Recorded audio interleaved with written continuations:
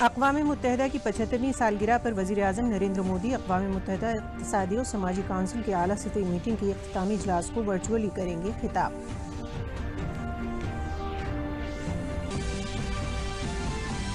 दो दिन के लद्दाख और श्रीनगर दौरे पर आज लेह पहुंचे वज़ीर दिफा राजनाथ सिंह। जांबाज जवानों को देखे हवाई करतब, सरहद पर हिफाजती इंतजामात का लिया जायजा।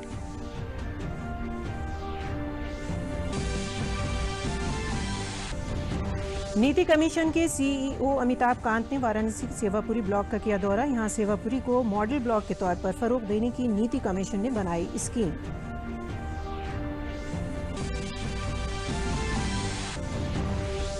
और लखनऊ में बढ़ते कोरोना वायरस के पेश नजर जिला इंतजामिया ने उठाए सख्त कदम। राजधानी के 4 थाना हल्कों गाजीपुर, इंदिरा नगर, आशियाना और सरोजनी नगर को कंटेनमेंट जोन दिया करार।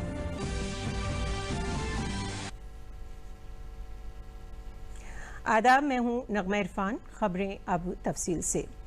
वज़ीर-ए-आज़म नरेंद्र मोदी आज अक़वाम मुत्तहिदा इक़्तिसादी और समाजी काउंसिल की आला सतही मीटिंग के इख्तितामी इजलास को वर्चुअली खिताब करेंगे।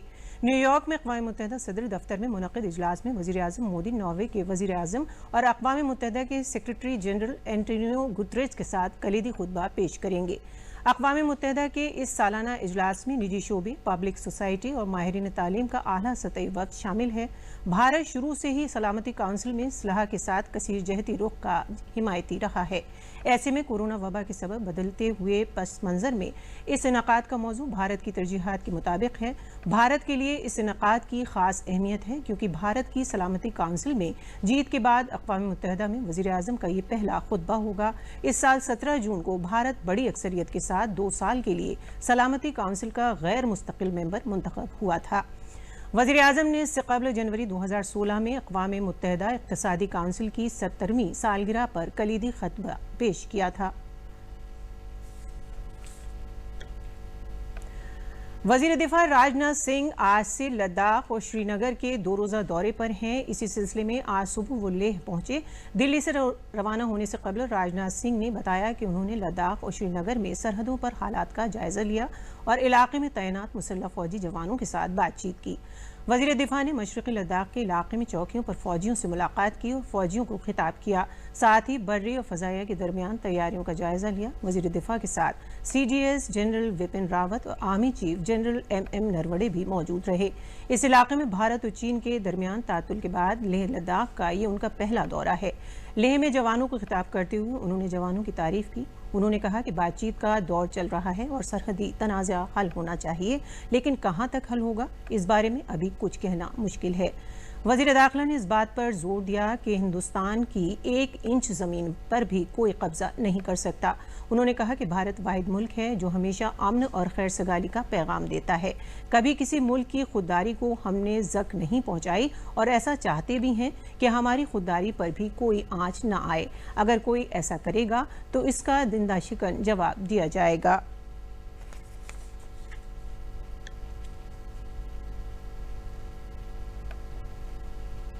भारत को आजादी भी मिली है तो इसी राष्ट्रीय स्वाभिमान के भावना के कारण ही मिली है। चाहे वह चंद्रशेखर आजाद रहे हों, सरदार भगत सिंह रहे हों, खुदीराम बोस, अशफाक उल्लाह खान जैसे लोग रहे। इसी राष्ट्रीय स्वाभिमान की भावना के कारण ही हंसते हंसते फांसी के फंदे को चूम लिया था। तब जाकर यह हमारा भारत आजाद हुआ।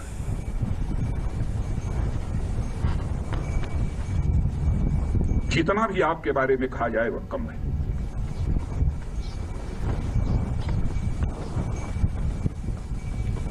इस समय सीमा के विवाद को सुलझाने के लिए बातचीत का दौर चल रहा है। जो कुछ अब तक की प्रगति हुई है बातचीत की, मामला हल होना चाहिए।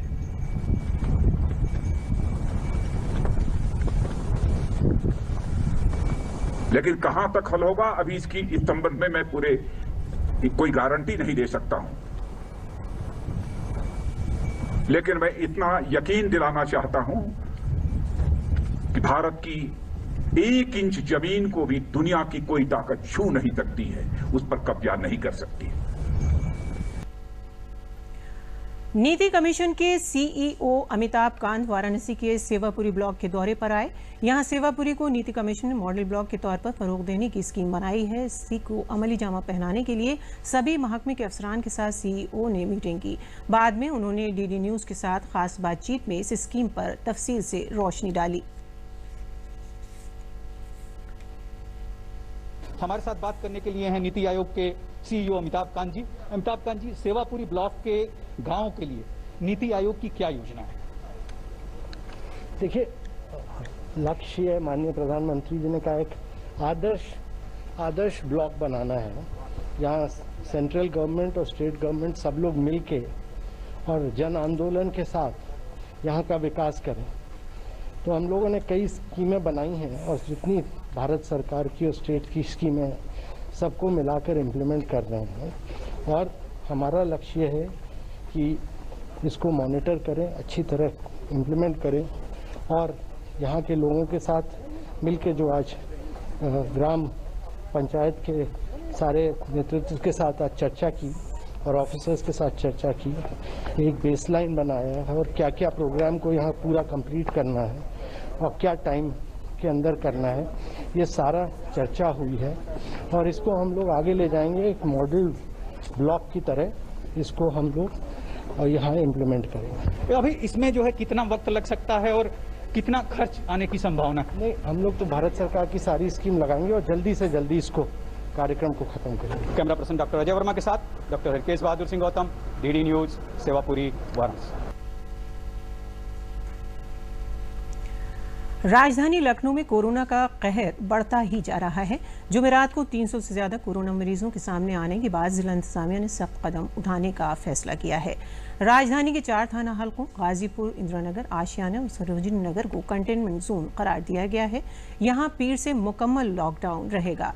इन थाना हलकों में जरूरी खिदमात को छोड़कर किसी तरह की सरगर्मी की इजाजत नहीं होगी। सभी दुकानें, बाजार, दफातर और बैंक बंद रहेंगे। जिला मजिस्ट्रेट अभिषेक प्रकाश ने सहाफियों को बताया कि कल और परसों 2 दिनों में शहर में सैनिटाइजेशन का काम किया जाएगा। उन्होंने बताया कि इन इलाकों में लॉकडाउन के ज़ाब्तों पर सख्ती से अमल कराया जाएगा। कोई चीज़ें अनुमन्य नहीं रहेंगी। इसी को देखते हुए इन क्षेत्रों के सब जगहों पे इसको इन्फोर्स कराने के लिए विशेष दस्ते बनाए गए हैं, टीम्स बनाई गई हैं। साथ ही साथ 100% सैनिटाइजेशन करने के लिए विशेष सफाई की टीमें बनाई गई हैं। नगर निगम के द्वारा देहात क्षेत्रों में ग्राम पंचायतों के माध्यम से, नगर पालिकाओं, नगर पंचायतों के माध्यम से और विशेष रूप से महानगर क्षेत्रों में, शहरी क्षेत्र में नगर निगम के माध्यम से ये 100% सैनिटाइजेशन प्रोटोकॉल के अनुरूप सैनिटाइजेशन करेंगे। इसके अलावा सचल दल बनाए गए हैं इन्फोर्समेंट के लिए, ताकि हर क्षेत्र में जो कोविड प्रोटोकॉल है, जिसमें विशेष रूप से मास्क लगाना, अनिवार्य रूप से सैनिटाइजेशन एवं सोशल डिस्टेंसिंग का प्रयोग करना, इन चीज़ों को इन्फोर्स कराया जाएगा। मरकजी वजीर सेहत डॉक्टर हर्षवर्धन ने कहा है कि कोविड-19 पर काबू के मामले में भारत दुनिया के दूसरे ममालिक के मुकाबले बेहतर है। दरअसल भारत में जहां कोरोना के वायरस का कहर बढ़ता ही जा रहा है, वहीं तेजी से मरीज सेहतयाब भी हो रहे हैं। वजारत सेहत ने आज जो आदाद-ओ-शुमार जारी किए हैं, उनके मुताबिक भारत में सेहतयाबी की शरह 63.33% हो गई है। इस वक्त 3,42,473 एक्टिव मामले हैं, जबकि 6,35,756 मरीज सेहतयाब हुए हैं। कोविड-19 से हलाक होने वालों की तादाद 25,602 हो गई है।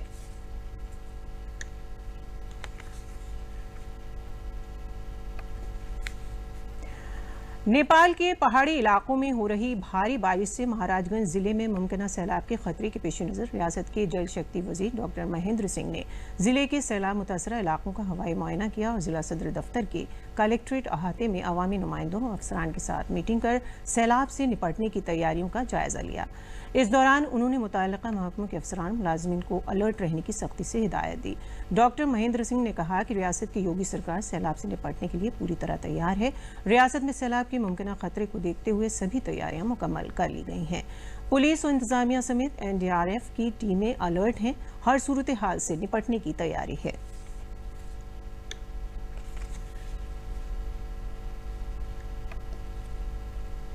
मानसून समय से पहले आया, मानसून बहुत तेज आया, बहुत अच्छी बरसात हुई, किसानों को बहुत लाभ मिला। लेकिन हमारे महाराजगंज और हमारा सिद्धार्थनगर और पूरा उत्तर प्रदेश पूरी तरीके से सुरक्षित है। किसी जगह पर पूरे सर्वेक्षण के दौरान कोई गांव ऐसा नहीं दिखा जिसकी कनेक्टिविटी कट गई हो, जिसके चारों तरफ पानी भर गया हो। जहां पर कोई समस्या हो तो मैं आज ये आप लोगों के समक्ष कह सकता हूं कि माननीय मुख्यमंत्री जी ने जिस तरीके से इसका निरीक्षण किया, जिस तरीके से उन्होंने मॉनिटरिंग किया, उनके मार्गदर्शन में जो काम हुआ है, बहुत अच्छा काम बाढ़ विभाग ने किया है, जिसके कारण से हमारा पूरा महाराजगंज सुरक्षित है, हमारा सिद्धार्थनगर सुरक्षित है और पूरा उत्तर प्रदेश सुरक्षित है। सभी विभाग पूरी तरीके से मुस्तैद हैं। एनडीआरएफ की टीम लग गई है, पीएसी लग गई है, गोताखोर आ गए हैं, नावें आ गई हैं और हमारे पशुपालन के लोग पशुओं का टीकाकरण शुरू कर चुके हैं। अभी तक 16,000 पशुओं का टीकाकरण हो चुका है और हमारे स्वास्थ्य विभाग के लोग पूरी तरीके से सब जगह मुस्तैद हैं, टीकाकरण हो रहा है। रेवेन्यू डिपार्टमेंट अपनी चौकियों को बना करके पूरी तरीके से तैयार है और हमारा यहाँ का जिला प्रशासन, जिलाधिकारी, पुलिस के हमारे कप्तान, यहाँ के एसपी, सब लोग मिल करके और बाढ़ विभाग और सिंचाई विभाग की पूरी टीम मिल करके बहुत अच्छा काम कर रही है। उत्तर प्रदेश की गवर्नर आनंदीबेन पटेल ने आज माल और मलियाबाद का दौरा किया। गवर्नर ने माल के दफ्तर, उत्तर प्रदेश फौजी बाजाबादकारी फार्म अटारी का मुआयना किया। उन्होंने मलियाबाद के अब्दुल्ला नर्सरी में नमो आम का पौधा लगाया और मलियाबाद ई आम का जायका भी चखा। बाद में श्री कलीमुल्लाह ने बताया, गवर्नर ने मलियाबाद के आम बागों के मालिकान के मसाइल और उनकी आमदनी में इजाफे से मुतालिक मालूमात हासिल की। इस मौके पर कलीमुल्लाह ने गवर्नर को नमो आम का पौधा और मलियाबाद की डिप्टी कलेक्टर पल्लवी मिश्र और तहसीलदार निखिल शुक्ला ने हुस्न आरा आम के पौधे समेत जोश मलियाबाद की खुदनोश सवानें भी पेश की।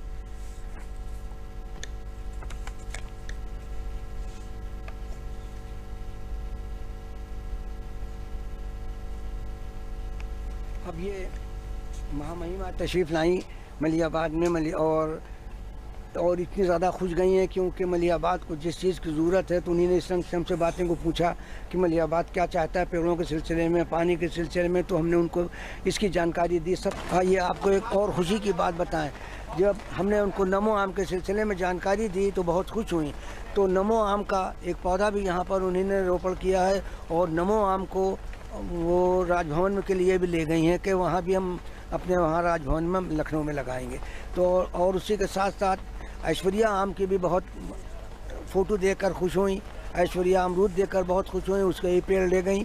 और अनारकली आम जो गवर्नर साहब ने नाम रखा है तो उस आम को भी ले गई और उसके फ़ोटो भी ले गई और बहुत खुश हुई और मलियाबाद से खुश हो रही हैं। हौसले बुलंद हों तो कोई भी रुकावट आपकी राहें नहीं रोक सकती, ये साबित कर दिखाया है बरेली की कौशिकी अग्रवाल ने, जो स्पास्टिक सेरेब्रल पाल्सी की मरीज हैं। इसके बावजूद कौशिकी ने सीबीएसई 10वीं के इम्तहान में 76.88% नंबर हासिल किए और वो मुस्तकबिल में IAS अफसर बनना चाहती हैं। अपनी जिस्मानी कमजोरी के बावजूद भी कौशिकी के हौसले बुलंद हैं। कौशिकी अग्रवाल का 70% जिस्म बीमारी के सबब काम नहीं करता, यहाँ तक कि वो ठीक से चल भी नहीं सकती। इस बीमारी से बच्चे के दिमाग का कुछ हिस्सा ही काम करता है, जिसकी वजह से वो आम बच्चों की तरह न तो देख सकता है और न कुछ काम कर सकता है। इन सभी चैलेंजों के बावजूद कौशिकी ने 10वीं में अच्छे नंबर हासिल किए, जिसकी उन्हें उम्मीद नहीं थी। वो सिविल सर्विसेज के जरिए मुल्क की खिदमत करना चाहती हैं। कौशिकी वालिदैन इस कामयाबी से बहुत खुश हैं।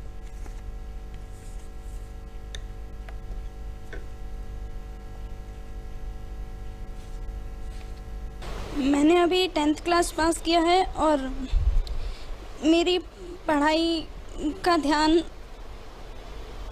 मेरी मम्मी ने रखा है। वो मुझे जल्दी उठा देती थी सुबह और फिर मैं जो उस दिन का रह जाता था या फिर दोबारा रिवाइज़ करना होता था वो मैं सुबह उठकर करती थी और सुबह कम से कम 1 घंटा मुझे मिलता था रिवाइज़ करने के लिए, क्योंकि मैं ऑटो से जाती थी और ऑटो वाला जब तक आता था तब तक का टाइम मेरे पास होता था जो मैं यूटिलाइज़ करती थी अपने रिवीजन के लिए और अपने सारे एग्ज़ाम्स के लिए मैंने पढ़ाई की।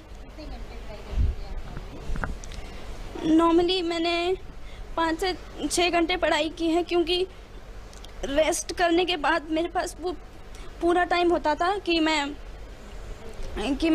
अपनी दूसरे सब्जेक्ट की पढ़ाई शुरू कर सकूं। तो वो कम से कम 5 to 6 आवर्स मैंने पढ़ाई की है एग्ज़ाम्स में।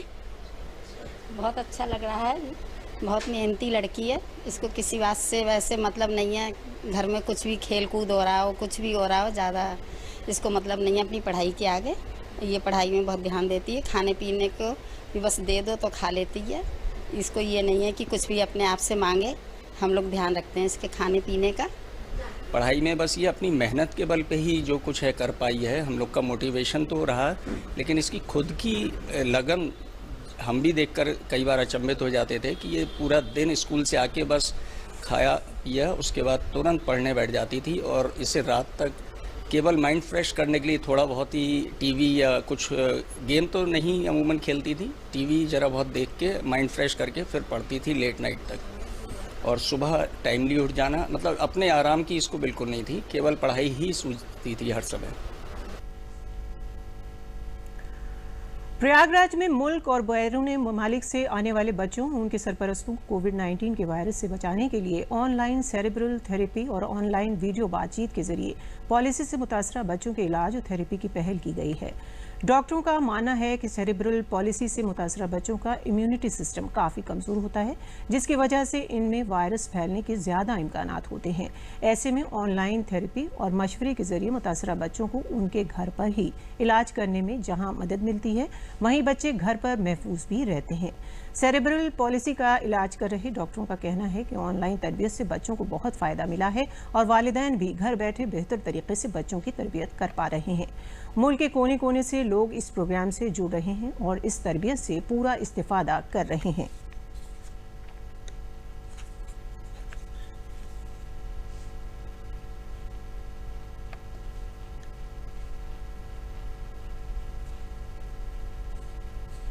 हम लोगों ने ऑनलाइन थेरेपी कार्यक्रम शुरू किया क्योंकि ये देखा गया है कि ऐसे बच्चों के इलाज में जो अभिभावकों की भूमिका बहुत ज़्यादा होती है।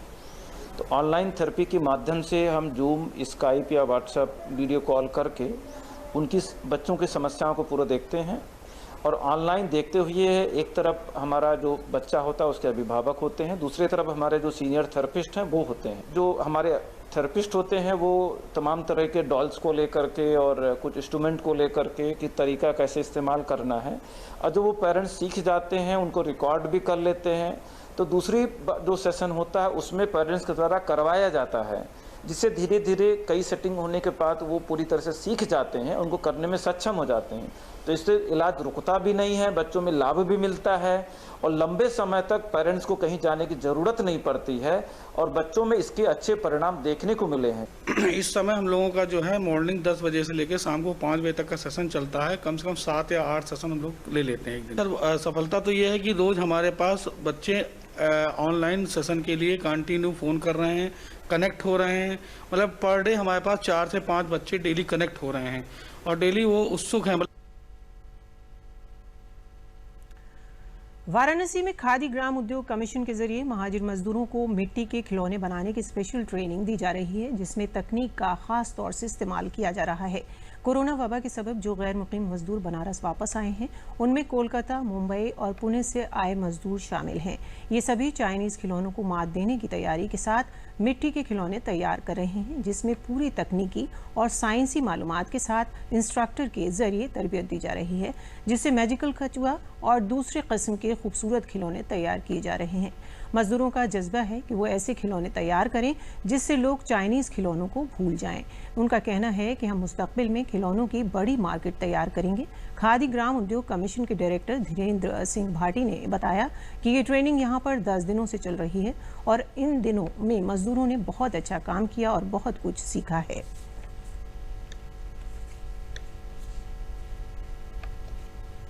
में जो हमारे माननीय प्रधानमंत्री द्वारा अपील की गई, लॉन्च किया गया प्रोग्राम आत्मनिर्भर भारत, उसी के तहत, उसी के समक्ष ये हम 120 के हमें 4 ग्रुप हैं हमारे कुमार बहन भाइयों को हम ट्रेनिंग दे रहे हैं और इसमें हम एकदम मॉडर्न ट्रेनिंग दे रहे हैं, जिसमें डेकोरेटिव आइटम कैसे बने, डेकोरेटिव दीवे कैसे बने, डेकोरेटिव झूमर कैसे बने।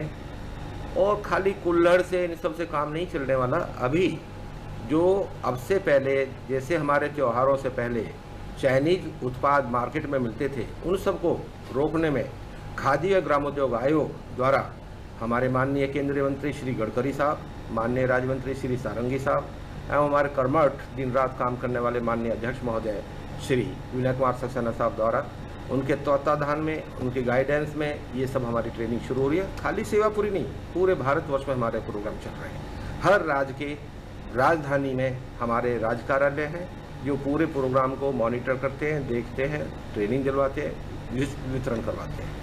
यहाँ पे अपना काम सीख रहे हैं, सीख लेंगे, आगे जाके काम बढ़ेगा, हमारा काम हम करेंगे, अपना खुद का बिजनेस करेंगे।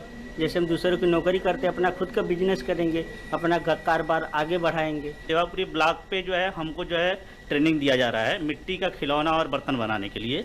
तो हम ये सोच रहे हैं कि जो है यहाँ पे अपने से ही कुछ विकास करके जो है कुछ सीख करके जो है यहाँ अपने भारत को जो मजबूत बनाए और यहीं पे व्यवसाय करें।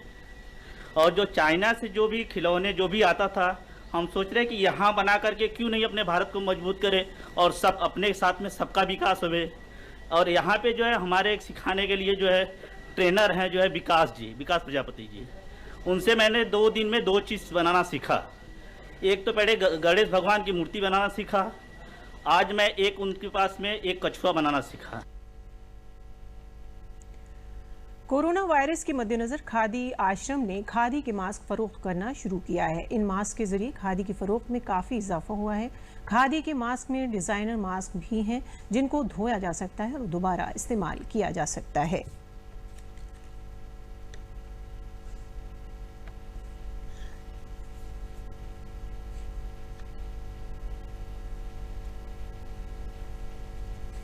खादी के मास्क बने हुए हैं हर रंग कलर डिजाइन में, हर साइज़ के हैं। बिक्री का रेट जो है 25 रुपया 35 रुपया। खादी के बिक्री के लिए इस पर बहुत कम से कम 90% असर पड़ रहा है। अधिक से अधिक आदमी खादी पसंद कर रहा है, क्योंकि खादी में जो है ये पसीना को सोखता है, बाहर के वायरस को आने नहीं देता है और इसको आप हमेशा आप सुबह शाम जब चाहे धुल करके प्रयोग कर सकते हैं। बाहरी मास्क में ऐसा कोई है नहीं। ये आने जाने के लिए जैसे हवा का प्रवेश जो है आएगा, बाहर निकलेगा, शरीर को स्वस्थ भी रखेगा, वायरस को आने भी नहीं देगा। इससे खादी के बिक्री इसका महत्व बहुत ज़्यादा बढ़ गया है। अब देखिए कितना भयंकर बिक रहा है यहाँ मास्क। वज़ीर-ए-आज़म नरेंद्र मोदी के खुद पर मुनहसर भारत के नारे को उनके पार्लिमानी हल्के काशी की खवातीन अमली जामा पहना रही हैं। दीनदयाल अंत्योदय स्कीम और शहरी आजीविका मिशन के तहत खुद इमदादी ग्रुप की खवातीन बड़े पैमाने पर मुल्क में राखियां तैयार कर रही हैं। इन खवातीन का कहना है कि वज़ीर-ए-आज़म ने खुद पर इन्हिसार का जो नारा दिया है, इसी से तरगीब लेकर वो राखियां तैयार कर रही हैं। इससे उनको जहां रोजगार मिला है, वहीं मुल्क में तैयार इन राखियों की वजह से चीन की राखियों का बॉयकॉट हो सकेगा और इस मर्तबा रक्षाबंधन पर हर बहन अपने भाई की कलाई पर मुल्क में ही तैयार राखी बांध सकेगी। इस सिलसिले में डिस्ट्रिक्ट अर्बन डेवलपमेंट अथॉरिटी के प्रोजेक्ट अफसर जया सिंह ने बताया कि वज़ीर-ए-आज़म के पार्लिमानी हल्के में खवातीन की इस मजबूत कदम से समाज में बेहतर पैगाम जा रहा है। या पूरे देश में जो काम कर रहे हैं, इन लोगों को आत्मनिर्भर बना करके अपने पैरों पे खड़े करने की जो सोच है, उस सोच के तहत जो है हमारे स्वयं सहायता समूह की महिलाएं ने चाइनीज सामानों का बहिष्कार करते हुए और भारतीय देशी शुद्ध चीज़ों से राखी बनाने का संकल्प लिया कि हम लोग सबसे पहले प्रधानमंत्री जी के संसदीय क्षेत्र में चाइनीज राखी का बहिष्कार करेंगे और मिट्टी से, फूल से, रुद्राक्ष, तुलसी की माला से, जो हमारे भारतीय सभ्यता और संस्कृति से रचे बसे हैं, इन चीज़ों से हम राखी बनाएंगे। और राखी न केवल पूरे काशी के भाइयों के हाथों पे सजेगी, बल्कि हमारे समूह की महिलाओं की ये हार्दिक इच्छा है कि हम लोग राखी बना करके अपने प्रधानमंत्री मोदी जी को भेजें और मोदी जी की कलाई पे उनके संसदीय क्षेत्र की महिलाओं के द्वारा बनी हुई राखियां उनके कलाई पे सजें। भारत सरकार की जानिब से जहां कई अहम स्कीमें चलाई जा रही हैं, वहीं स्ट्रीट वेंडर्स की खुद कफील स्कीम का जिला कासगंज में असर नजर आ रहा है। यहां अहल मुस्तफीदीन इस स्कीम से फ़ायदा उठा रहे हैं। कासगंज के प्रोजेक्ट अफसर विद्या शंकर पाल ने बताया कि मौजूदा वक्त में कोविड-19 वायरस के दौरान लॉकडाउन की वजह से स्ट्रीट वेंडर्स की माली हालत को बेहतर बनाने के लिए भारत सरकार ने 10,000 रुपये तक का लोन बगैर किसी गारंटी के देने का बंदोबस्त किया है। जिले में 1452 ऐसे सड़क किनारे फेरी और ठेले लगाने वाले वेंडर्स को निशान जद किया गया है जो इस तरह से अपनी जिंदगी गुजारते हैं। उन्हें आसान किस्तों पर कर्ज फराहम कराया जा रहा है।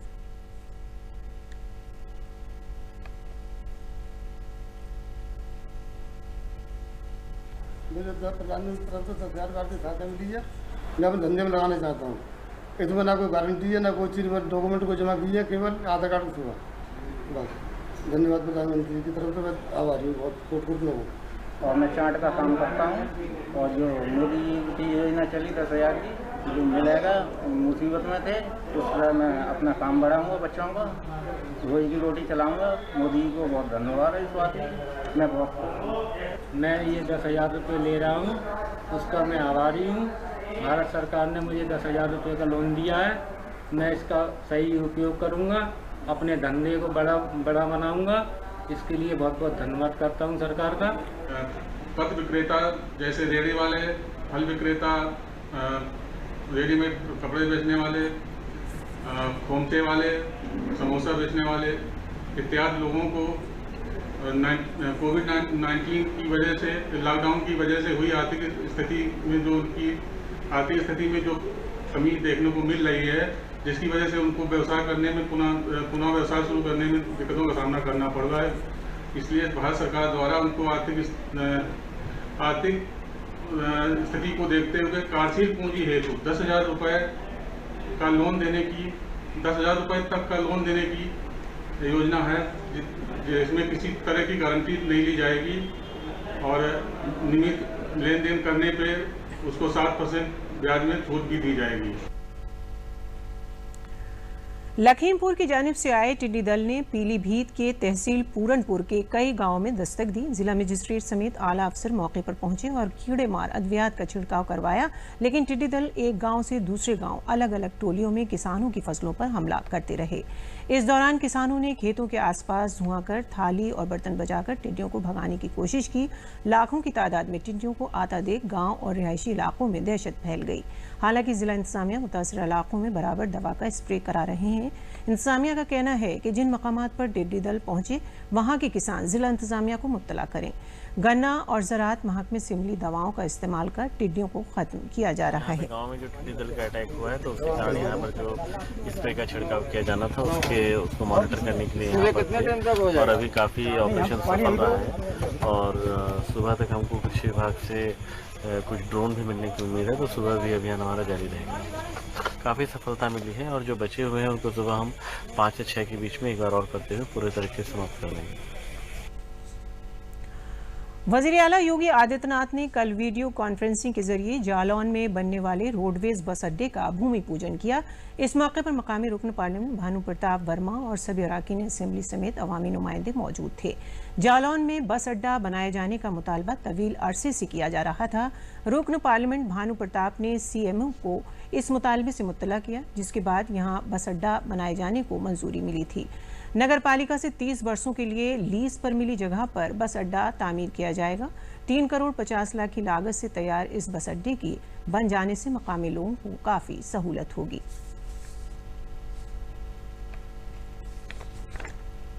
रोडवे बस स्टैंडों का निर्माण हो चुका है या जिनका निर्माण प्रारंभ होने वाला है, उसी की संख्या में आज जालौन में भी पूजन हुआ है, पूजन हुआ है विन्यास का और आज से काम यहाँ प्रारंभ हो जाएगा और 9 से 10 महीने के बीच में यहाँ का जो बस स्टैंड है बनकर तैयार हो जाएगा और करीब 3.5 करोड़ का ये प्रोजेक्ट है और जब नगर की जनता को जालौन नगर की जनता को मिल जाएगा। इसमें मुख्य रूप से जो बसें संचालन का हम लोग ने जो अभी प्लान आउट किया है, यहाँ पे जो सर्वे करवाने के पश्चात जो यहाँ प्लान आउट किया है पब्लिक के लिए, वो यहाँ से जालौन से लखनऊ, क्योंकि लखनऊ ऑफ कोर्स प्रदेश की राजधानी है, दिल्ली जो है वो भारत की राजधानी है, तो यहाँ से लखनऊ और दिल्ली इसको मेन फोकस करते हुए गोरखपुर, क्योंकि बहुत सारे ऐसे लोग हैं जो माननीय इस समय, चूँकि वर्तमान में मुख्यमंत्री जी भी वहीं के हैं और गोरखपुर अपने आप भी एक अच्छा तीर्थ स्थान भी है, गोरखनाथ जी का धाम है वहाँ पे और नेपाल बॉर्डर पड़ता है। इस लिहाज से गोरखपुर और उसके अलावा हरिद्वार मतलब उत्तराखंड में भी हरिद्वार ऋषिकेश वहाँ जाने की भी योजना है। और अब आखिर में खास खबरें एक बार फिर। अक़वाम मुत्तहिदा की 75वीं सालगिरह पर वज़ीर-ए-आज़म नरेंद्र मोदी अक़वाम मुत्तहिदा इक़्तिसादी और समाजी काउंसिल की आला सतही मीटिंग के इख़्तितामी इजलास को वर्चुअली करेंगे खिताब।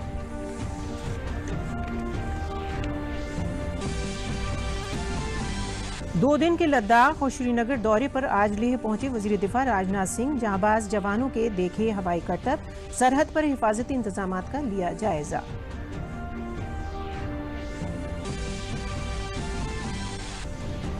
नीति कमीशन के सीईओ अमिताभ कांत ने वाराणसी के सेवापुरी ब्लॉक का किया दौरा। यहां सेवापुरी को मॉडल ब्लॉक के तौर पर फरोग देने की नीति कमीशन ने बनाई स्कीम।